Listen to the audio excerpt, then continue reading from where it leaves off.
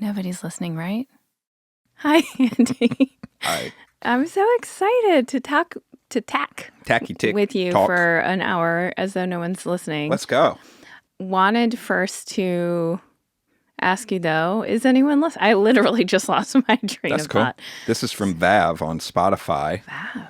Weekly dose of belly laughs. Aw. As a fellow cheese lover and non-meat eater, I pray you aren't lactose intolerant because we can't skip the cheese no matter the consequences. Vav, you and me, kid. I hear you. I didn't want to talk about this week. We don't have to. I just couldn't pass up this comment. This will be an ongoing thing. I think that we should do actual, legit research. I don't think I'm lactose intolerant. I got all the legit research I need. Gross. Okay. So, but do you really want to try to not talk about poop or sex this episode? This was a test. You want to really go down that road this episode? I would like to take poop off the table, but there might be something I want to talk about that might veer into sex territory. I don't know. Then why take poop off the table? Because we're either going to do it or we're not. Because you're I want to have an episode that has nothing to do with poop or sex. Yeah. But if you don't want to talk about your lactose intolerance yet, we can wait. Do you want to wait? I don't have it. And it's not a thing I have. Okay, fine. And by the way, there's going to be plenty of poop talk coming up because I'm going in for a colonoscopy pretty soon here. Oh, cool. Did you know that? Yeah. And you have to drive me and stuff? No. Okay. Well, we'll figure that out. Hey, you can get an off Uber the pod. or something too, or something. Uber. Is Lyft still a thing? I don't know. I'm not going to Uber home. Just there. I don't know if I'll Uber there. Where is it? I don't know. Assuming Beverly Hills somewhere. Oh, it's such a pain. It's always Beverly Hills. Driving over there. Before we get too far, I wanted to thank this week's sponsor, which is my nails. I'm just kidding. But I do want to show them off. I do want to talk about them. Great, they look great. No, which matching your red lip. Which is you look pretty on fire right now. Okay, well, what's going on? Are you going somewhere after this, or did you just dress up for the pod? I'm going to a ladies' brunch, but I wanted to thank this week's sponsor, which is our patreon.com/nobody's listening right, where you get a monthly bonus episode. You get 10% off our merch, which holidays are coming up. They're coming. It's you want to treat that special nobody in your life with a little nice surprise in their stocking. Get one of our super soft sweatshirts. Yeah, and jam that into a stocking so nothing else fits into that stocking. You're just going to roll it up real tight. High quality t-shirts. Yeah, this is more of an under the tree play. If you celebrate the Anglo-Saxon Christmas. And you know what? Everybody has different size stockings out there too. So maybe it does fit in your stocking. That's right. Anyway, that's patreon.com/nobody's listening right. Love it. Okay. My nails. Wait, quick question before we get into Sure. your nails. When you get dolled up for anything, okay, Yeah. but specifically actually for a ladies' brunch, how many ladies are we talking? 5 to 6. Perfect. So imagine you're getting dolled up. It doesn't even have to be this ladies' brunch, just a ladies' brunch. Mm-hmm. And there's 5 to 6 women going. Everybody's getting dolled up to some extent, I'm assuming. It's nice. Right? It's fun. Yeah. Now we're going to Little Dom's. It's kind of you could definitely go there very casual, but there's a vibe there. You want to look a little nicer. You just want to look kind of cool, really, Yeah. is what you want to do, probably. Oh, okay. But my question to you is, are all of the ladies at a ladies' brunch clocking what each other wore and showed up as? Yeah, listen, all ladies are always clocking what each other wore. But to Always. what extent, though? With appreciation. I mean, I love checking out my beautiful friends and what they've chosen. Mm-hmm. Interesting. Well, interesting. Or is there ever Sally made an interesting decision today. But also I'm constantly learning. Okay, about what? Like, oh, perfect example, actually. I'm so glad we're here. I'm ready. I was reared to believe that if you're going to like brunch or church or whatever, you're wearing a goddamn dress. Okay? And I'm like, oh, I'm going to a ladies' brunch. My first instinct is always, I'll wear like a dress. And people are definitely clocking that about you. No. And it's perfectly fine to wear a dress. But it's nice when now I go to a brunch and one of my friends who's more kind of in it, like has her finger on the pulse of fashion, is wearing like some cool kind of like almost 80s style men's slacks with a belt and like a ribbed turtleneck or something. Sure, cool. And it's all monochrome. And I'm like, oh, cool. Now, I don't have that stuff to wear, but it's nice to know I could. So I'm splitting the diff. You need to clarify about the dress part, because what I took in was that you would be wearing... You talked about church and brunch in the same breath or breadth. Breath. And I'm imagining a church dress. You don't think going to LA brunch, you're supposed to wear a churchy type dress. Well, and you grew up going to brunch like in New York City. We would go to brunch all the time. New York City, I was wearing sweatpants, a stained t-shirt, rolling out of bed with my friends. This is different. But do you see what I'm getting at? This is a real deeply rooted in my brain holdover from childhood, where what you wore to church was similar to what you're wearing to a brunch at the country club or something.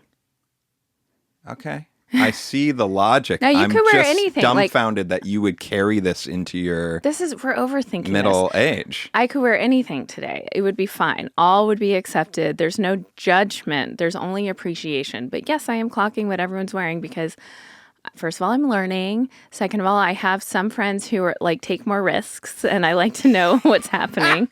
So let's talk about what you're wearing real quick, just to paint a picture. Is that a cheetah print? What kind of print, animal print is that? I don't know. You But need my to sister know- gave me this. I love it. It's very cool. I wear it all the time. It seems like a cheetah print jacket. You've got like really popping red lip, hair's looking great, skin's looking great. Thank you. Let's get to the nails. Okay, so this is what I've been dying to talk about. I'm not sure if anyone follows me on social media which is at Elizabeth Lane on Instagram. I am in a group of women who have started playing mahjong. And I was very inspired by my friend June Diane Rayfield, my friend Danielle Schneider, who had mahjong nails at the last gathering. Mahjong nails. Like a lovely, kind of deeper red nail. And normally, I don't get my nails done very frequently. I don't like getting them done. Something has clicked for me, though. And I was very inspired by their nail color. It kind of goes with the playing of mahjong. And so I decided, I was embarrassed by my nails at the last mahjong thing. And it's very, your hands are out there playing. And so I thought, I'm going to go get my nails done. And I'm going to my dear friend's baby shower in Boston soon. So I wanted to have nice nails. Now, I always just get gel manicures. They don't last as long as either acrylics or this new thing to me called getting a dip. Okay.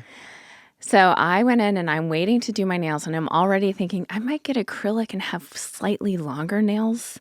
Why would they be longer for acrylic? Acrylic is like they put kind of a fake nail on top of your nail. They glue it on. And that's acrylics? Yes. And so I was sitting next to a woman who had perfect nails and exactly what I wanted, even the color I wanted. Really? And I was like, what are you doing? Tell me everything.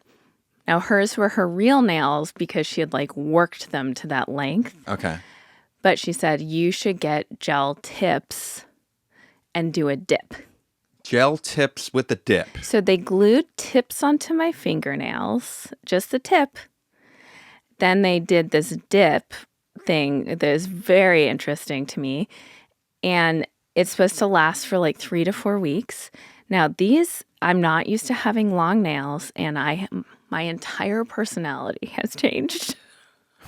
I am a brand new person. Like we're walking through the world. Now they kind of have an 80s look to them, which I like. Okay. Like they remind me of my mom's nails. Okay. And I feel so put together, and I feel like I shouldn't be out in the world not put together. And as you noticed yesterday, I was kind of dressed a little nicer for what our day was, which was a soccer game and a fall festival. Yeah, you looked really good. I liked it. You were really hitting that Saturday hard. So I'm going to be hitting life hard. I feel way more, pardon the pun, but polished. I feel like I can't take these puppies out looking like shit the way I would, wearing my Vuori sweatpants and like whatever t-shirt I have. That's not going to fly with these nails. It looks wrong. Interesting. Now, just the tips, I don't understand how that works because wouldn't there then be like a bulge on top of the nail? You would think that they know what they're doing. And by the Aren't way, you worried that the tip's going to break Yes. more than if acrylic? You would have all that Yes. surface area to keep the acrylics on. yes. So, yes. Yeah. But as you notice, like I couldn't open my soda can yesterday. I'm doing all these things different now with my hands. Yeah. And I like it the way they are and the like. I'm clicking on the microphone. Yeah. Clickety clack. I love it. I can't wait to play mahjong and have these puppies clicking all over those tiles. Yeah. I've put these through the paces, though. I mean, I've cleaned, done dishes, like yard work already, all with these, and they're nary an issue to be had yet. So, And you'll probably just get more and more used to the sensation and less worried about it. exactly. And hopefully you won't have an accident. And if you do have an accident, I guess you just go in and get one of them fixed or something. Oh, Heaven yeah, forbid. yeah. Heaven forbid, yes. Heaven forbid. Oh, you thought I meant like a different type of accident. I did. What kind of accident were Like you thinking? you're driving and a nail, like your nail distracts you, and next thing you know, you're waking up in the ICU, and you're hovering over me, going, "Elizabeth, you've been in a coma for a month," and I'm like, "It was my nail." That kind of accident. That's really dark. Yeah. Yeah. Well, they look nice. Thank you. Be interesting to see if any of the other ladies at this brunch have that cooking. Because you're definitely going to clock that. You're going to be curious. I wonder what the other ladies have. And you might want to bring it up. But are you going to bring it up? Are you not going to bring it up? It's a tough call. At Mahjong, you'll bring it up because it's like, hey, I got my Mahjong nails. But at this, Yes. ladies get their nails done all the time. Is it going to be weird if you bring it up? Well, yeah, but I am excited to like trot these puppies out. I mean, I have never been excited about taking my nails places. Wow. I am excited, and it makes me feel like I'm worthy You're worthy. of, anything. You're worthy. Thank you. I don't like getting my nails done. This time was no different, but this is the first time I left and understood. In Legally Blonde, for example, her heart gets broken. What does she do? She goes to the nail salon and gets her nails done. I've never connected to that in any way, shape, or form. And now I get it. It's because you can emerge from the nail salon with a new lease on life. How much does that cost? $100 Okay. for toes and fingers. Really? Mm-hmm. But they don't add any length to the toes. That would be weird. No, I'm sure someone out there has done that, and Yeah, God I bless wonder them. if that's become like, when will that become a thing? It just would be uncomfortable in shoes. Yeah, it would have to be a summer thing, and you'd have to really be like, I did this for the beach. Like I'm spending a month in San Tropez or some shit. Uh-huh. It wouldn't work. I don't see this happening. Okay. But, whenever there's a market for something, someone will figure out how to exploit it. Mm-hmm, mm-hmm. So do you want to talk about our algorithms for a minute? Oh, yeah. Let's hear about yours. I'm on TikTok sometimes, Wow. Yeah. Look at you. and all of a sudden my feed has been taken over Yeah. by giant owls. And when I say giant owls, I mean they're as big as humans, and humans are usually hugging them. They're AI. They're AI owls, it would seem to be. I once was on TikTok, and it's it is like you click on one thing and suddenly it's bombarding you. And the thing for me, which was so weird, is this AI trend of like buns or like bread buns or cinnamon rolls. And Okay. you watch it long enough and then they turn into little puppies or kittens. Oh my God. Well, here's the problem. The first time I see a fucking giant owl with a person, I'm gonna stop and watch the video. You got me, okay? Yes. You got me. Hook, line, sinker. But of course you got me. Yeah. So then just because I watched this one video, now you're gonna feed me tons of them? And listen, I'm gonna watch the second one because I'm confused. Sure. What's happening here? Yes. Well, that's the same thing with the bread turning into puppies. Then, though, my journey is fourth, fifth one. Oh, this must be some AI thing, right? But then when You're getting it. then when you're on the next day and they keep coming, then you start doubting yourself and you start asking, are there fucking giant owls now? Mm-hmm. And it seems sinister. Well, you saying this, I'm like, we're so fucked. We're fucked. We're so fucked. How I think about when we are 90. Mm-hmm. What is the world going to look like? It is going to be I do think it's going to be people walking around in contact lenses where they're not really even present, and their contact lenses are like shooting an image of their existence that they want it to be like kind of back into their eyeballs. Mm-hmm. So when they're walking down a trash-filled hellscape, it actually is like they're in Tahiti. That sounds kind of cool. Well, that does sound cool, but when you remove, it's like, how removed from reality are we going to get? The other thing that really scares me is we are already kind of, what's it called? Well, we're talking to our kids about not ever trusting who you're talking to online, random people, if you don't know them. Oh, sure. Yeah. Because there's so much danger in that course. area. And I think that the technology is getting where it's going to be so much easier for people online to prey on vulnerable people. Right. It's scary. Well, it's similar to, there's been a big conversation about this when it comes to, say, like politics or people going down rabbit holes and becoming, a part of fringe movements, let's say, because like YouTube starts, you click on one conspiracy video on YouTube, right? Mm-hmm. Then the floodgates open up. Mm-hmm. And then before you know it, you're 3 months in and you're storming the Capitol, for example, right? So there is this thing about the algorithm that feels so sinister in that way. But with the TikTok and Instagram, like the short form thing, we're getting such quick dopamine hits from it. Yes. It feels even more sinister to me that I wish I could think of an example that's not giant owls. That could be like a real life thing where it's all of a sudden you're getting bombarded with this thing that like maybe a weekend you're like, I don't even like this thing, but you're making me consume, like well, you're a lot forcing of it, an addiction sort of. I mean, that's why I think an addictive thing that I don't know, I'd love to know the science behind outrage. Outrage. Because I think that's something that a lot of the like fake news propaganda capitalizes on for humans. I'm wondering if outrage is both dopamine and fear, or I don't know what is so specifically appealing about outrage, but the feeling of being like, it's this like self-righteous and it's outrage. And I think that outrage is fueling so much of our behavior on social media. Yeah. And I think that's a good transition to my new algorithm. Well, yeah, totally. Which is Christian Instagram, like Christian influencers. Christianfluencers. Yeah.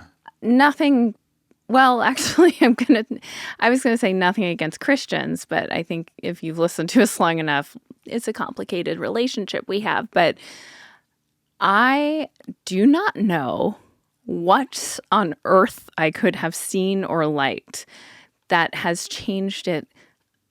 It is shocking the amount, and it's to a degree and a level where it's not Christian light. I am getting extreme Christian influencers. And Well, it's because it's twofold, threefold, fourfold. You must have watched one video and been like, huh, and you watched it through. So then the algorithm says, we got to go after this woman, right? With the dope nails. In addition, the rest of your feed, your interests must have a pretty big crossover and like a Venn diagram of Christian people too. Like, so you like, let's say like dog videos, right? Christian people love dog videos too, right? So who doesn't? You're though? having some sort of overlap that the algorithm's saying, not only did she watch this one video, there's other people that watch other videos similar to this woman that are Christian. Should we see if she's Christian? And that's what I think's happening. Well, I think it's even deeper than that. Let's go. By the way, just so you know, I had sent one of these videos. It was so absurd to my ladies, Artemis, Mary Elizabeth, and Lily. And we were joking about how my algorithm has gone haywire. Yeah. And I did say, I think it's because I got these slutty red nails that God was like, we need to fix this. But I think that it's actually preying on my outrage because I am watching all these videos through because I am shocked. Yeah. It's the same thing as trad wives. When you watch this and you're going, is this a joke? Is this satire of trad wives or is it trad wives? It's almost impossible to tell. Yeah. And these women, it's such a fine line. But when it's not satire, I'm almost always pretty appalled. Yeah. Same with these Christian videos. Now, some are really harmless, and I cannot help myself because it's opening my eyes to a whole new world that it almost feels like a parody.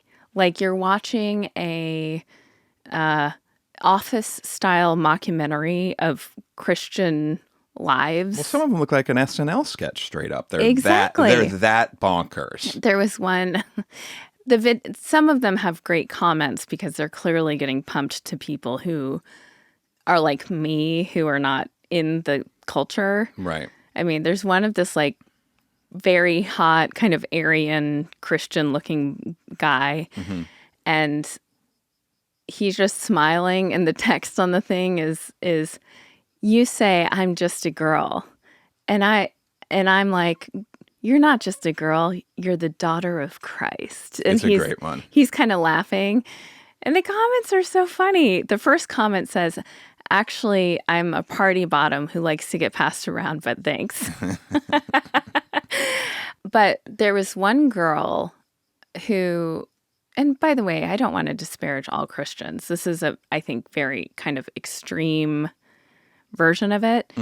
But she's sitting there and says, so all y'all who think, I guess, I don't know, that the world and earth and all of us are just made by coincidence, let me ask you this. She holds up a donut. Yeah.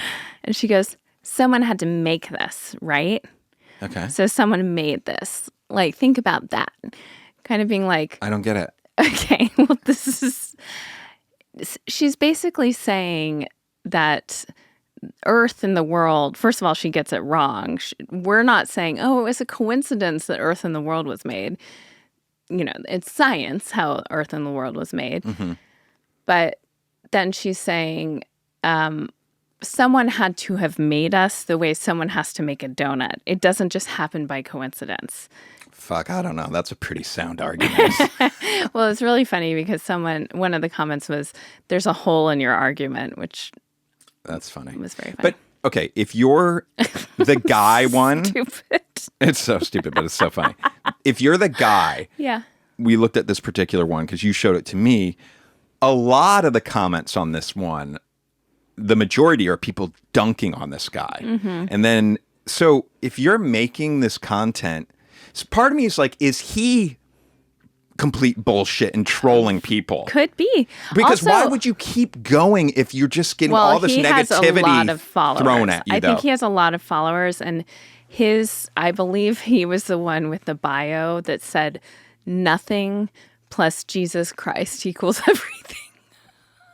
It's pretty good too. It's pretty good. I think I think he has good. a lot of followers. And by the way, let me just say once again, I know Jesus Christ existed, and I think he was a great guy. We differ on that, but yeah, I think he was a little full of himself. But he respected women and people and equity, and I mean, he was a socialist. We don't need to get into all of that. But this guy saying, even this guy, the way he looks, saying, "You say I'm just a girl," paints such a picture of his interactions and his worldview of women. Yeah. And I know that there are plenty of women in his orbit who maybe are saying that. I'm here to serve you. I'm just a girl. That sort of, I'm just a girl. It instantly paints this picture of women are lesser than. I'm just a something. Yeah. I don't know. It's just, listen, I'm just a girl saying that this is all insane. It's all insane.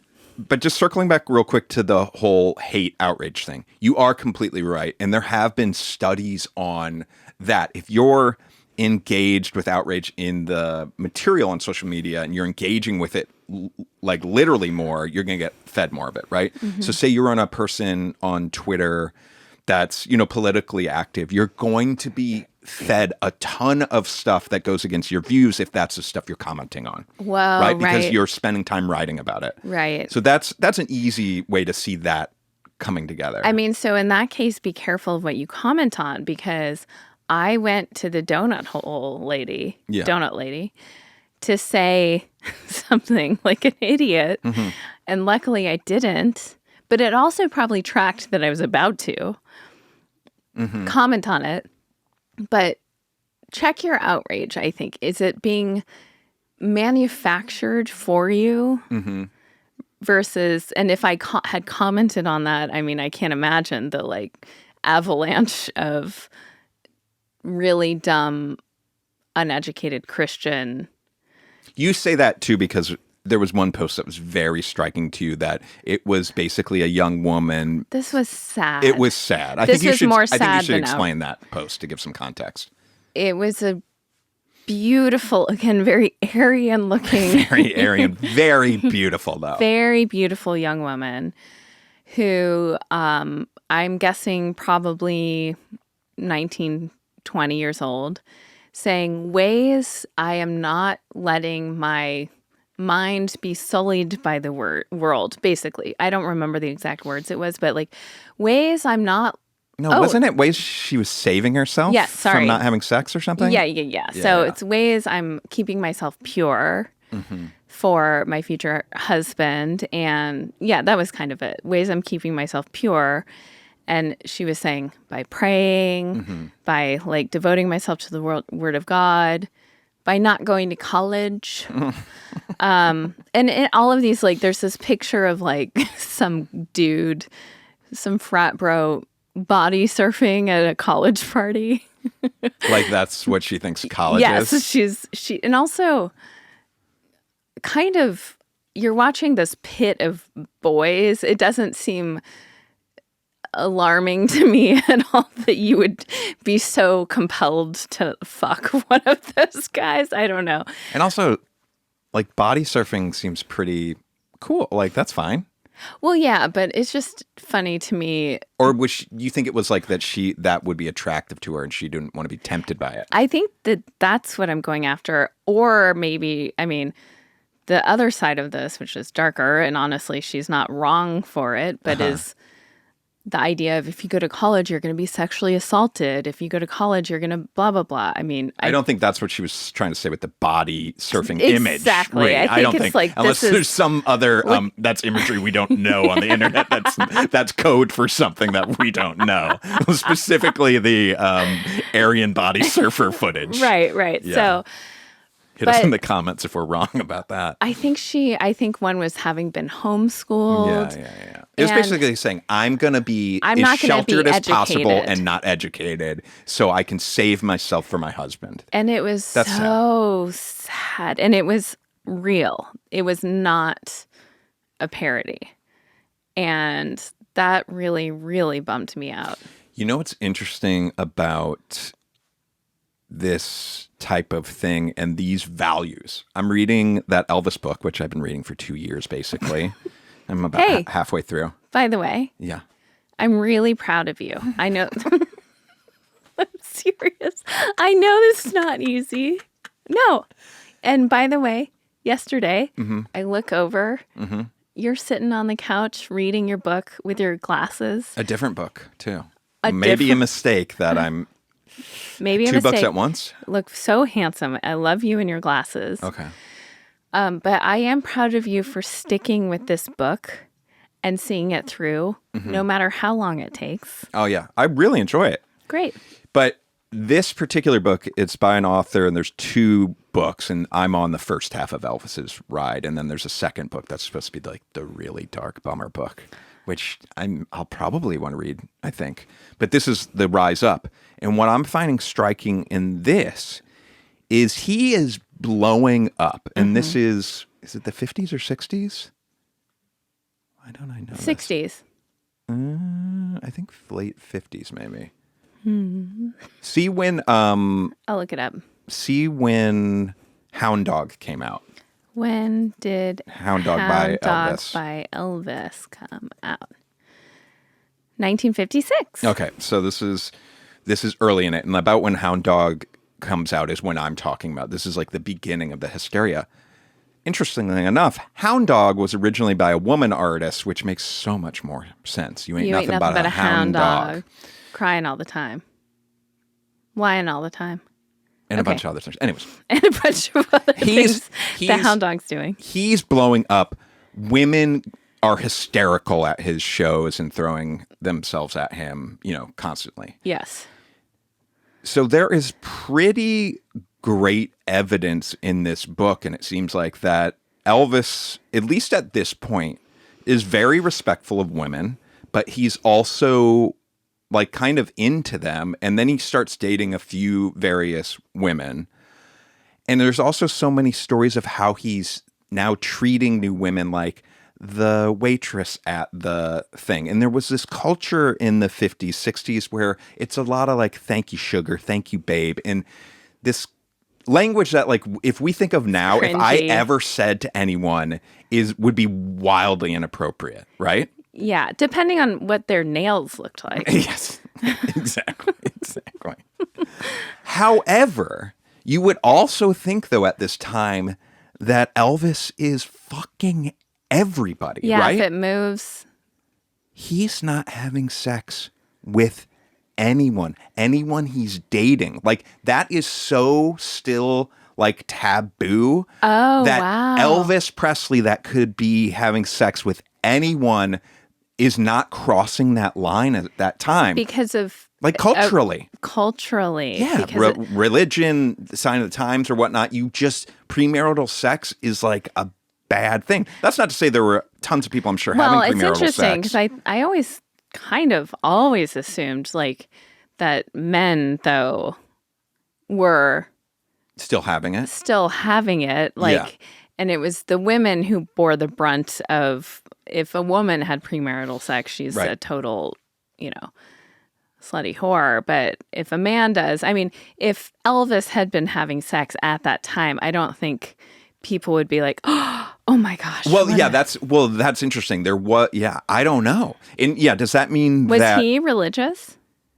I think everyone back then was, but he wasn't like particularly religious, nor was his family. Like, I think they went to church in some parts it talks about, but no, it wasn't like they were a crazy religious family. But it struck me as interesting, and the contradiction between this like outward, like, I am this big star, I could have any woman and I can talk to any woman as I want, and stories of him like caressing a journalist, right, as they're getting interviewed, and like creepy shit like that. Yeah.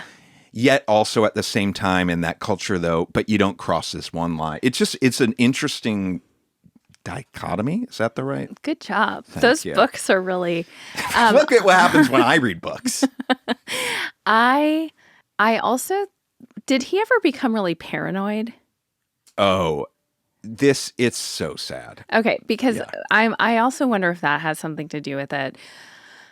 I do think there is this thing about celebrities dating each other. I think that when you become super famous or super renowned or whatever, your dating pool shrinks so much because you become paranoid about, first of all, I don't know, having sex with random people.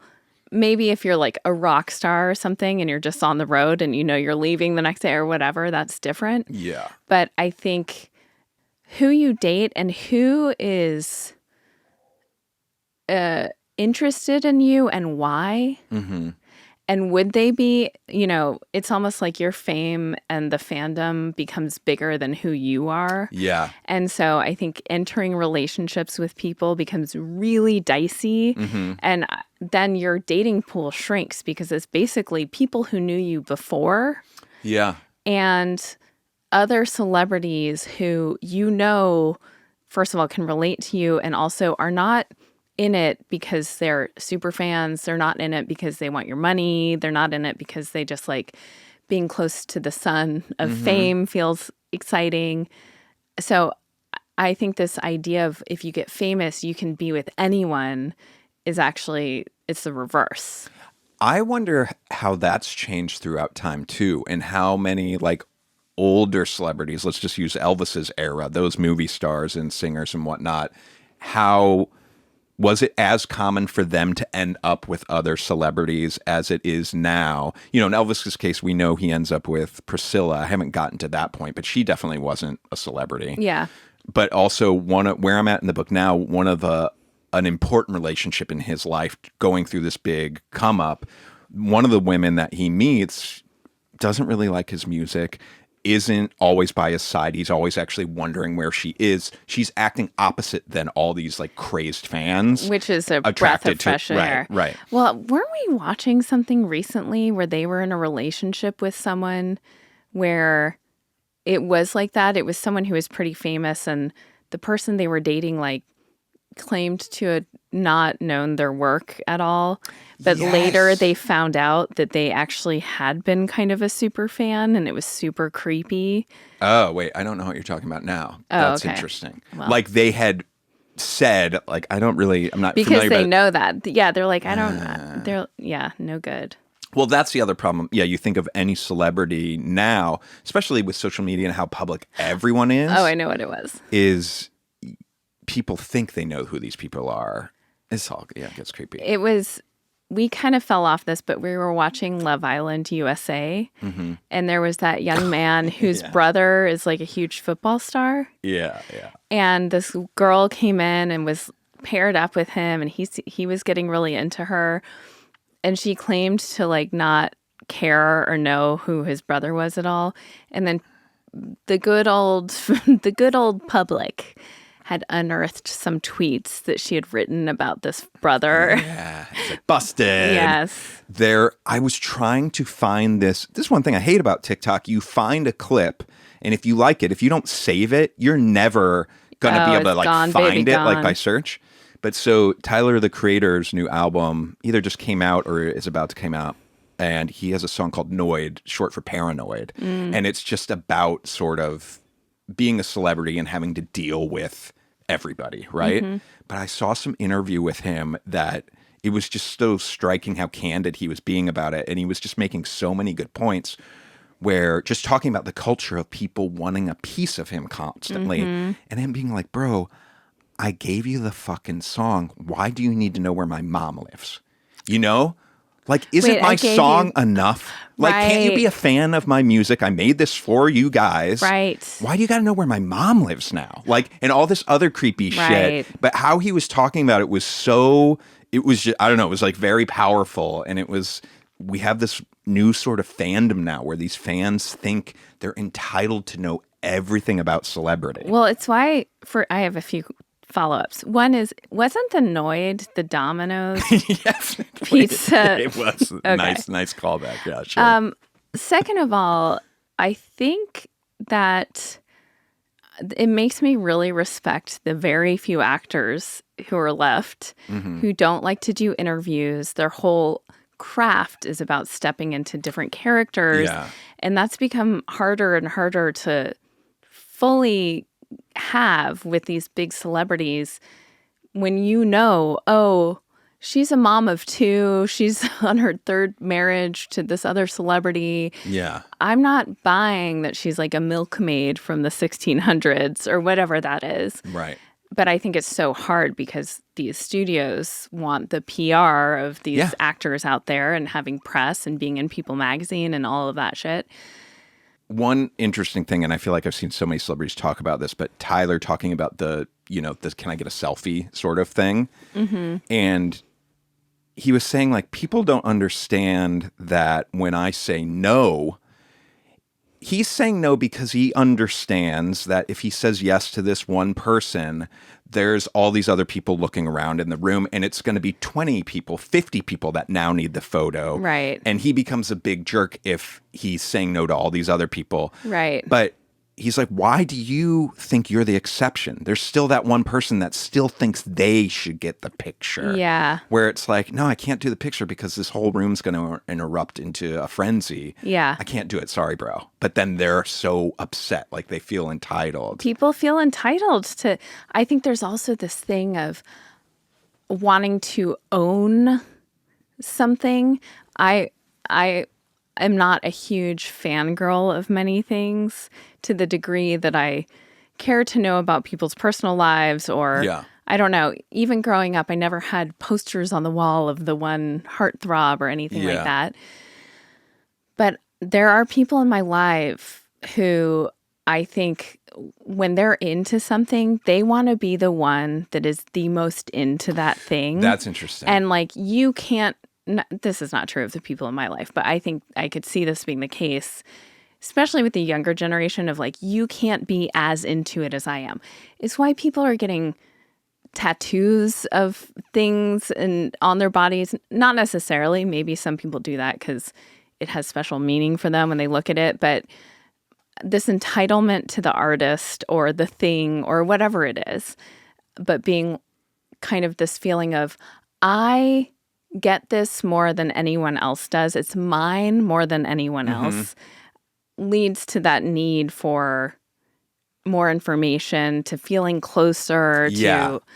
And the truth is, you're never going to be close to this person. Right. But it's so much easier now than it used to be to get that info. Remember when we were kids, if you saw a celebrity, that was enough to tell people, let alone if you got an autograph. Holy shit. If you got someone's autograph, then if you had a picture with a celebrity, that was the wildest thing ever. Yeah. Where now, if I told you I saw someone, it's like, who gives a shit? Well, I also think that's different because we live here in LA and I don't think that that's true. That's true, everywhere. but I mean in more of like a kid telling his friends way. If you were, I think that matters in other places.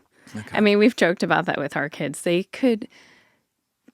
have had people here to our home that they are huge, huge fans of, who are coming to work with you, and we're like, this is your favorite show. This is the actor, and they don't give a shit. I mean, they give a shit, but they don't give a shit. They don't show any like, it's oh, so wow. funny. It's just like another Tuesday for them. Yeah. It's wild. It's wild. Okay.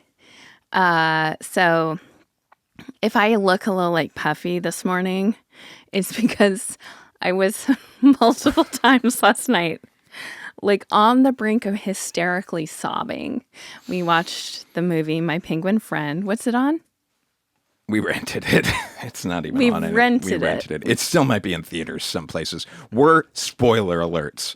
A lot of spoiler alerts if you haven't seen the movie and you want to see My Penguin Friend. We just got to put that out at the top here. So I also want to say at the top, we have very sensitive, loving, tender-hearted children. Yeah. And which is one of my, if not the favorite quality one of my favorite things about them. But it makes it hard sometimes to watch movies because if something's even, for example, I had to leave the theater with them for The Little Mermaid because things got a little too intense. Now, my penguin friend, we set out to watch. You'd heard such great things. I don't know how you found it. Okay, so the kids and I had seen the trailer at a movie. Uh-huh. And then when I pulled it up on IMDb, it was like all these great critics review. Yeah. So I was great. And I knew going in that the gist was about an old man and a penguin that become friends. Great. That sounds so up our kids' alley. Yes. The movie starts, can I just start at the top sort of the movie? Yes. The movie starts taking place in Brazil on the beach, and it's got this light, bouncy vibe. And I immediately knew me too. something bad's about to happen. It's just too happy. And I vocalized that, and Elizabeth says, yeah, I think something's going to happen to the dad. And I said, I think it's worse. I just knew. And do you want to say what happens? This was insane. So after about 10 minutes of watching this young child who's 9, going about his birthday, his birthday is going to be the next day, and he's all excited, and he has this beautiful family, and his mom's dancing to Brazilian music, and his best friend gave him this cute little hand-wrapped gift. Idyllic, idyllic, idyllic. He begs his dad to take him out on the boat for his birthday, and the son drowns. I have chills literally right now going up and down my legs to watch that. It was very tastefully done, and it goes very quickly to, the son has died, to then the dad, who was probably in his early 40s, now is 70. Yeah. The part that just crushes me is thinking about that dad having to row the boat home to his wife, knowing his son is in the ocean. Yeah. He had to, at some point, leave. Yeah. And how long did that take? Well, he was in a storm, too. He was in a storm. So just all of that is really intense. So I need to come clean with you. You're already tearing up. I'm not, as you can see. And there were some other big moments in this movie that you looked at me and were thinking, this fucking monster isn't crying. Well, I do think, so our son actually had to bail on the movie. It was too much for him to take emotionally. We're all, you, me, and Teddy are all cuddled up together, like entangled on the couch. It's my favorite thing. Multiple times throughout this, so story is the dad saves a penguin as a 70-year-old. We get the sense 30 years have gone by. He's basically become a shut-in. He doesn't talk to anyone. This loss of his son has ruined him so profoundly. He finds a penguin who's about to die from being in an oil spill. He cleans up the penguin. They become friends. It's based on a real story. Inspired by, which I need to circle back to because I'm worried about that aspect. Okay. And by the way, I knew about the story before we watched this. I had read about this. The tragedy part, though? No. Okay. So the penguin basically comes to visit this man in Brazil for 6 months every year when the other penguins are migrating to warmer climate. Yes. And it's really beautiful. And in the process of this, he heals, I think, from oh God, this is another part. My body started shaking. Keeping the heaving, sobbing tears at bay. He gets the chance to apologize to his son for not saving him by apologizing to the penguin. Yeah. And his wife tells him she never blamed him. Yes, that part is very powerful. So I'm wrecked. I look over fully expecting you because you're not emotionally stunted or anything. I mean, I've seen you cry and stuff. Yeah. Yeah. At films, and usually I welled up in Wild Robot. The father-son element of things is usually very touching to you. Yeah. Yeah. You seemed unfazed. And our daughter actually, she was saying this was such a weird experience because I felt all the emotions inside, but I didn't cry. But I was sitting here going, what is going Between on? these two people that aren't showing emotion. Here's the problem I had. One, I felt bad that I brought us into this journey when as soon as the movie started and it was so happy, I was like, oh, fuck, oh, fuck, oh, fuck. Yeah. And then the worst thing happens that could have happened. Then I'm thinking, did this really happen in real life? Oh, that's what you're thinking. Please let this have really happened. Not this tragedy, but don't. I'm getting upset at the idea of the movie deciding how do we start this movie off. And if Exploiting. if this isn't real, I'm upset. Does that make any sense, sort of? Well, it does make sense, but this is really interesting because I'm working on a project right now that is inspired by something. Okay. To tell stories that, amplify the human experience and the meaning of it. Yeah. You are more, I'm not surprised that it would upset you that the man who the penguin visited for 8 years straight hadn't lost a son. It would be infuriating to me, and I don't think for the reason you think. Okay, well, I don't have any problem with stories being embellished or changed and whatnot for the story to be conveyed better and be more entertaining. This is a family movie. Okay? Oh, okay. That was where my problem was. And I did a quick look, and I wasn't able to get that information. So I was kind of a little preoccupied with, I don't want to feel... That's a level of manipulation for a family movie that I think would have crossed the line. Now, if it's true, it's a really tragic story, and it's probably good that they honored the real story, right? But even if it's true, I don't think that it's not all true. It's not like this man stopped speaking to people. No. I'm guessing the man did have a pretty hard life and found a lot of joy in this penguin, and it became national news and all of this stuff. Yeah. I hear you on the family movie of it, but I also think back to, what was it? I think it was a movie called 16 Weeks or something. There were movies I watched when I was young. My Girl is a great example. Yeah.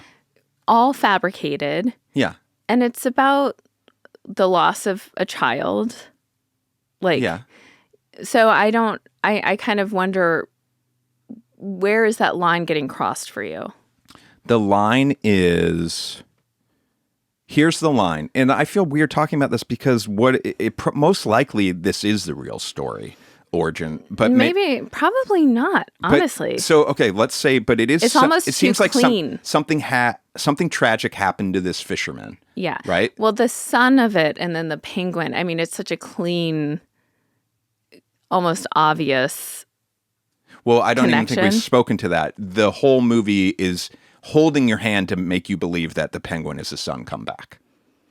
Well, I don't actually think so. They're pretty heavy-handed when the penguin goes into the town.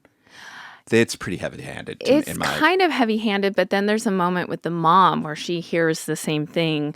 I think it's more just the son is kind of with them. The penguin finding the birthday present? You don't think it was heavy-handed? Oh, I didn't. No. I think you could interpret it how you wanted to. But I think what the clear thing was that the penguin was stepping in as to bring the son back to them so that they could heal from it. He definitely symbolized the son, sure, whether or not he was the son literally reincarnated as a penguin. Right. Okay, carry on. Sorry. That's really all I have in regard to my beef. So you were more angry, and that's why you weren't crying. No, I wasn't angry. I was just confused, and I couldn't find the info that I wanted. And then you felt like you had maybe been manipulated, maybe. And I know that's not fair. I did find the real name of the guy. I just want to see, maybe J-O. Maybe I can put this to... It's J-A-O-A. Yeah, here, wait. I'm going to look this up real fast. My instinct was right. He did not lose his son in real life. Yeah, I knew that. I was saying that. I've been saying that So this you whole time. knew that? Or your gut was like... I mean, I've been saying that during this whole conversation. I keep saying it. No, it probably didn't. It didn't. I guess I just have like blinders on because... So what makes you... So to I you, keep you're saying like... it's too clean. It's too clean of it. It's too... I heard that point and I get that. I feel manipulated. Interesting.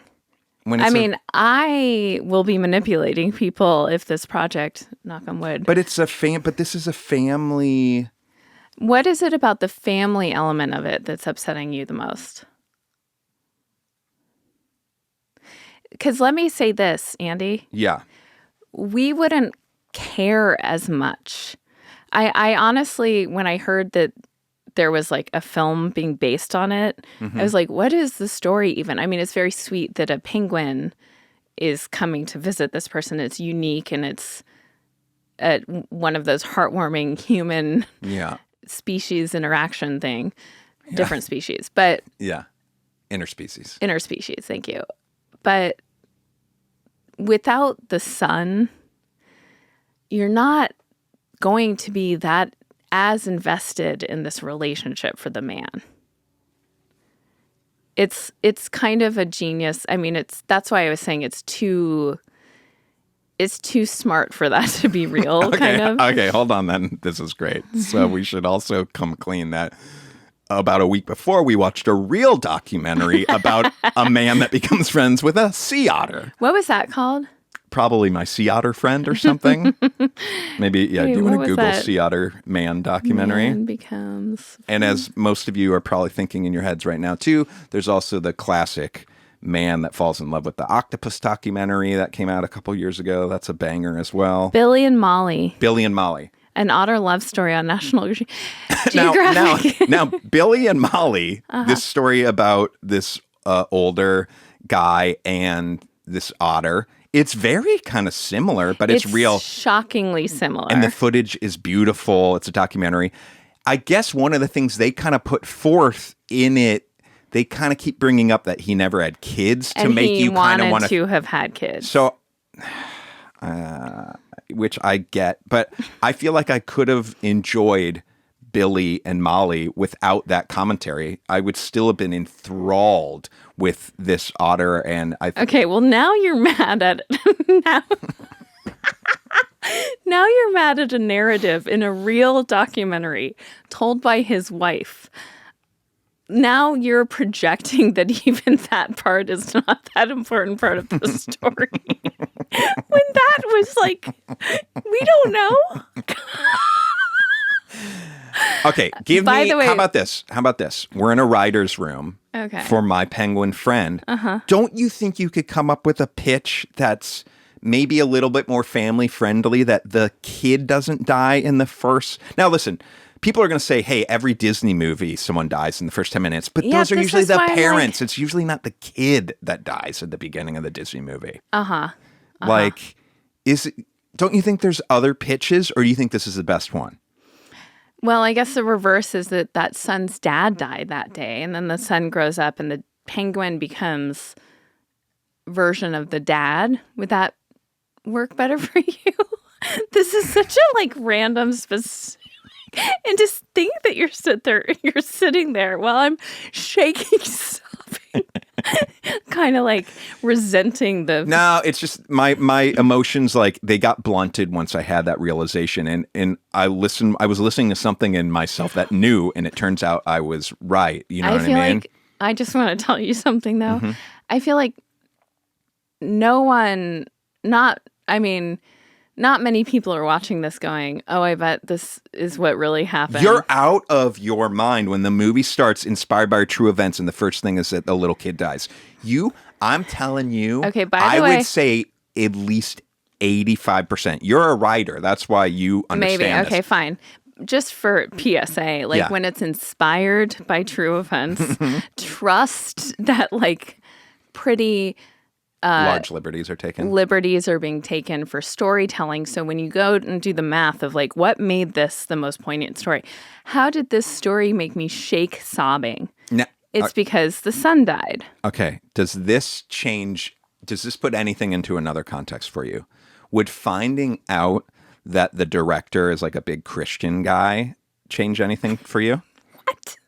Yeah. No. What? And what? Because he is. He is. Oh, really? Yeah, he is. Interesting. Yeah. No, I mean, Yeah. it wasn't about religion. There were like, in fact, I think that kind of pokes holes in your whole, they were heavy-handed about reincarnation. Christians aren't about that. Which, that's interesting. Yeah. That is interesting. By the way, I thought it's so wild that we watched Billy and Molly. Yeah. Virtually the same exact story, but this was a documentary about an old man and his otter friend. Mm-hmm. And in both versions, as you pointed out, the wives are resenting the animals.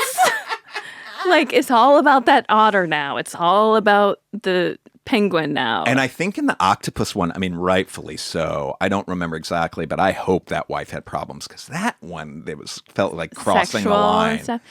But I don't know if it was sexual, but let me ask you something.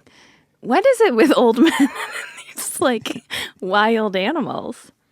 I think the allure of the story is it seems extra beautiful because it's like, whoa, this man, this like kind of rough man, Opened his deep heart. down, opened his heart deep down. He is so sensitive and like, look at this like beautiful, pure relationship. Yes. Because it's pure. There's no language. There's no anything. It's just, there's something happening here. Well, that's except for pure. the octopus, where I think Except that for they that. were fucking maybe.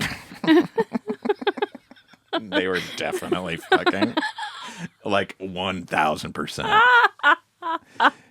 But yeah, Okay. but it was funny. I kept yelling at the screen with the otter documentary at his wife. I'm like, cut this guy some fucking slack. He's got this cool otter. Why are you so jealous? Like, what's the big deal? Well, I did understand. I mean, I can understand if you've had an emotionally stunted husband. Mm-hmm. Now, in the otter one, they didn't have kids. They didn't lose a child. Mm-hmm. But kind of depressed and like you don't know what to do with him. And then an otter wakes you up. You're like, what the? I've been trying Yes, my whole I've done life. everything. Yes, I kind of get it. She's trying to spice things up in the bedroom, Yeah, and they she get bought lingerie, dismissed she- and stuff. And then the fucking otter shows up. Yeah, and he Molly. just wants fish. You know, Molly. a lot of fish in both of these films But getting eaten. the similarities are striking. Mm-hmm. It's crazy. Yeah. Okay, well, good night. Good night.